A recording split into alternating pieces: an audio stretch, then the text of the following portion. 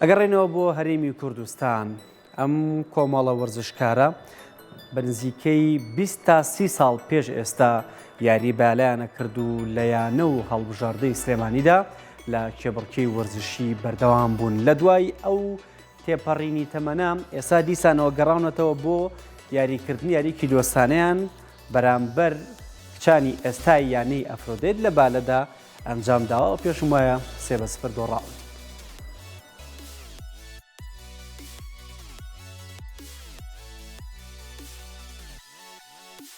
ئەوە وێنەی وەرزشکارە دیێرینەکانی بالەی کچانی سلێمانیە کە نزیکی 30 ساڵ پێش ئێستا لە یانە و هەڵبژاردەکاندا یاریان دەکرد.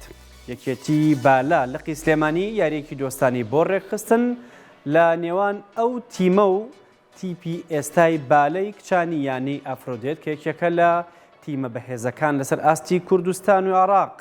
ئەم دوو تیمە لە یاریەکی دۆستانەدا لە چەند ڕۆژی ڕابردوو لە هۆڵی تایبەت بە یانەی ئەفرۆدیت لە شاری سلێمانی ڕوبەڕوو بوونەوە. لە یاریەکەدا ئاستە بەرزەکەی تیمی ئێستای کچانی ئەفرۆدیت توانی بە زوویی ئەنجامەکان یەکلا بکاتەوە و بە ئەنجامی 3 گێمی بێ بەرامبەر شکستیان بە یاریزانە دیێرینەکانی بالەی کچان هێنا.